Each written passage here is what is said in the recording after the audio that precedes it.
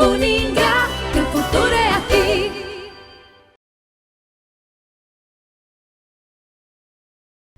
Olá, aluno, eu sou a professora Érica e a gente está aqui para mais uma aula da disciplina de Mercado Financeiro e de Capitais. Nessa aula a gente vai continuar com o nosso capítulo 4 sobre análise de riscos. Vamos começar falando sobre o valor presente das ações. Quando nós adquirimos ações no mercado de capitais, nós esperamos receber dividendos e esperamos também que ocorra uma valorização no preço das ações, ou seja, que o preço que a gente comprou as ações hoje, amanhã seja muito maior. Comprei a ação por R$1 hoje, amanhã eu quero que ela seja avaliada por R$2, por exemplo, e eu posso ter um ganho muito maior, um lucro muito maior quando acontece a valorização dessas ações. Todavia, antes da gente adquirir uma ação, a gente deve avaliar se o valor que a gente espera receber por ela está de acordo com o que eu vou ter que pagar para adquiri-la. Por isso é necessário que a gente saiba o valor presente do ativo, que é o valor que a gente espera conseguir no futuro com essa ação, levando em consideração também o seu preço na venda ao final de um determinado período. Ou seja, a gente tem que considerar por quanto a gente vai poder vender essa ação daqui a alguns meses ou talvez até anos. O valor que o investidor pagaria por uma ação, ele depende de diversos fatores. Entre eles está os rendimentos que a gente espera receber e a taxa de retorno que eu estipulo para mim mesma que o investimento tem que ter para que para mim valha a pena eu investir nele. Ou seja, o preço que o investidor vai estar disposto a investir em um ativo ele está diretamente relacionado com os dividendos a serem recebidos no futuro relacionados a esse ativo, a essa ação. Todo investidor ele tem uma expectativa de rentabilidade, ou seja, para eu decidir operar no mercado de ações, para eu me submeter a esse risco, tirar meu dinheiro lá da poupança, eu tenho uma expectativa de rentabilidade. Quanto maior for a expectativa de rentabilidade que eu tenho com relação a um ativo, maior vai ser a minha taxa de retorno que eu espero receber por ele. E, consequentemente, maior vai ser o preço que eu vou estar disposta a pagar se ele me oferecer essa taxa de retorno que eu espero. Juntando as expectativas de todos os investidores com relação a um ativo, com relação ao rendimento de uma ação, a gente vai então ter o preço de mercado de um ativo. Ou seja, o preço de mercado dele não é formado apenas pelas decisões de um investidor, ele é formado por todos os investidores que vão compor o mercado e temos aí o preço de mercado do ativo. Depende do que todo mundo espera dessa ação. Os investidores, eles avaliam o retorno da ação que a ação pode proporcionar por meio dos dividendos distribuídos pela empresa. Ou seja, eles vão avaliar o quanto que eles podem receber através do que eles esperam receber de dividendos. É importante ressaltar que os resultados líquidos e os dividendos são coisas diferentes. Eles são números distintos, porque nem todo o resultado líquido se transforma em dividendo, vai depender da política de dividendos da empresa. Mas, às vezes, acontece que a empresa ela pode reter lucros. O que é isso, reter lucros? É quando o investidor, a empresa ela não decide distribuir o lucro que ela teve na forma de dividendos. O investidor, nesse caso, ele deve avaliar também o planejamento futuro da empresa. Por exemplo, se a empresa está retendo lucros para realizar um investimento que pode trazer futuramente mais lucros para a empresa, então tudo bem.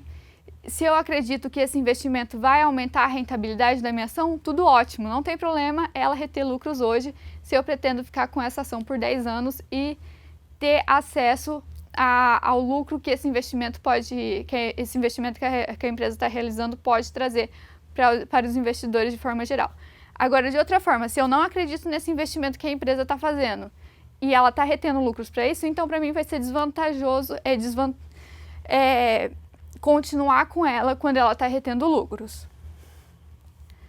Se há expectativa nos investidores que vai acontecer um acréscimo nos dividendos a serem distribuídos com essa retenção do lucro, então os investidores têm suas ações valorizadas no mercado devido às boas expectativas em relação ao desempenho da empresa, ou seja, ao desempenho desse investimento que ela está realizando com o lucro retido. Se espera que esse investimento vai trazer rentabilidade para a empresa, então nós temos uma valorização das ações. Agora, se o investidor não espera dividendos maiores no futuro com essa retenção do lucro, com esse investimento, então é realmente aconselhável que ocorra a distribuição de lucros para evitar a queda do seu valor de mercado, ou seja, a desvalorização da ação. Bom, retomando, o valor da empresa ele vai depender das expectativas de rendimento dos investidores, ou seja, quantos investidores esperam que a ação renda no futuro. Isso vai ser fundamental para estabelecer o valor da empresa, o valor de mercado da empresa. Mas como que a gente calcula, estima esses rendimentos futuros? A gente faz isso por meio da análise de cenários econômicos, analisando o comportamento dos mercados e muitos outros fatores. Como a gente viu lá, a análise fundamentalista, a análise técnica vai analisar todos esses fatores, vai levar tudo isso em consideração. O valor justo por ação, que a gente fala tanto, é o valor da companhia, ou seja, o valor de todos os ativos da companhia, menos todos os passivos da empresa, e nisso a gente inclui as obrigações perante terceiros, os custos de manutenção da empresa, salários de funcionários e vários outros gastos que elas têm, todos os passivos. Isso vai nos dar o patrimônio líquido. Quando a gente pega esse patrimônio líquido e divide pelo total de ações, aí a gente vai ter o preço justo por ação emitida pela empresa.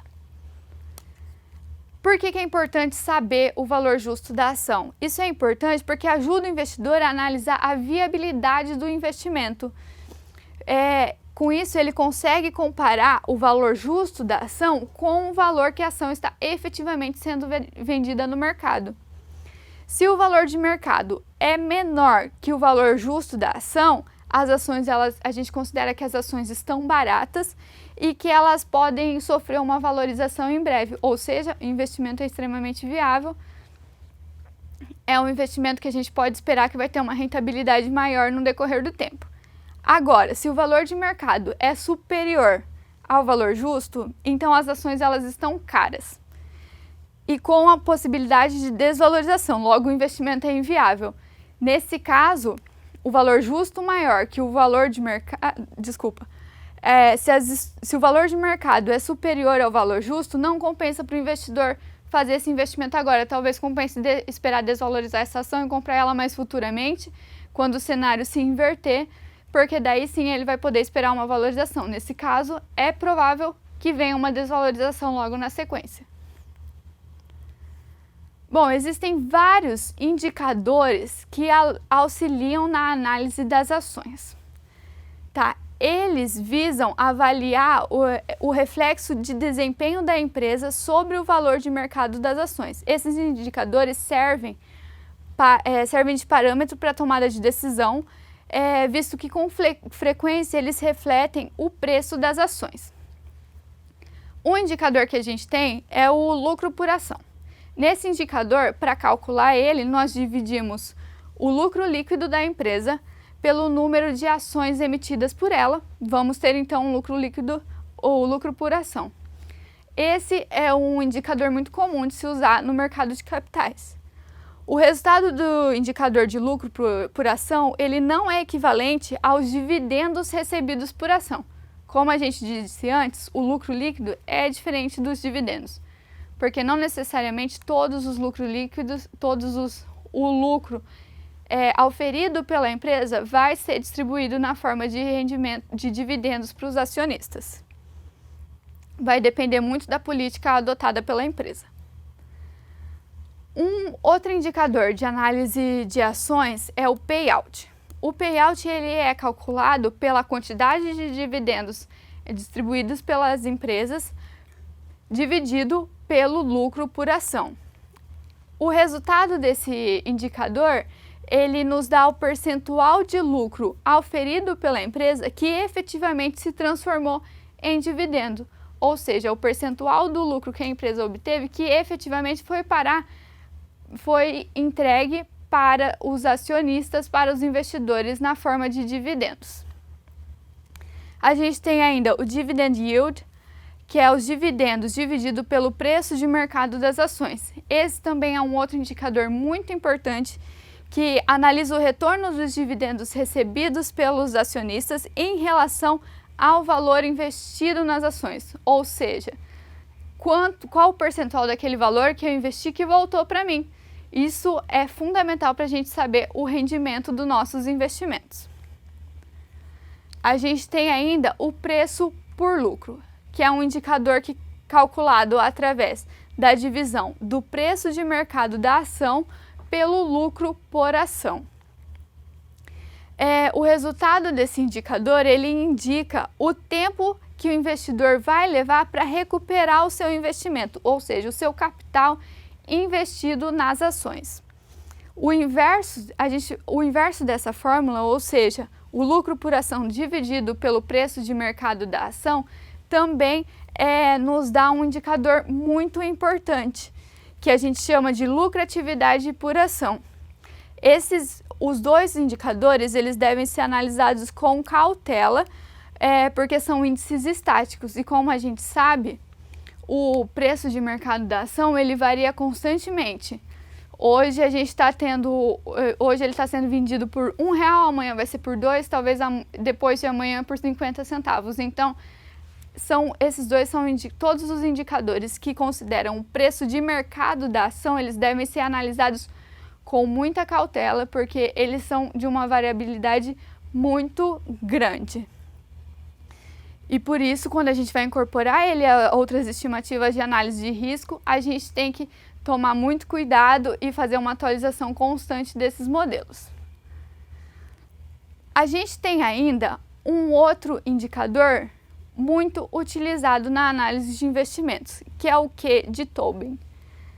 Esse indicador ele é calculado através da divisão do valor de mercado da empresa pelo valor de reposição dos ativos. O que é esse valor de reposição dos ativos? É o quanto custaria para a empresa, quanto custaria para um investidor montar uma empresa completamente nova com os mesmos ativos que a empresa que corresponde à ação que eu estou avaliando tem. Esse resultado, ele varia se ele é maior que 1, o valor que a empresa pode alcançar no mercado é menor do que o que se gastaria para construir outra empresa. Ou seja, não é viável fazer esse investimento, porque as ações elas não vão valorizar nem o suficiente para construir uma empresa parecida com aquela no mesmo padrão. Quando o Q de Tobin é menor que 1, o seu valor de mercado é superior ao que se gastaria para construir uma nova companhia. Ou seja, a empresa cria valor. Ela não é simplesmente os ativos que ela tem. Ela é mais. Ela cria valor. As pessoas, os investidores, têm uma expectativa boa com relação a ela. Então, ela é um bom investimento, porque ela não é só aquilo que ela tem. Ela tem um valor a mais, além disso, é um excelente investimento. É isso, alunos. Qualquer dúvida, por favor, entre em contato com seus tutores, consulte o material e eu vejo vocês numa próxima.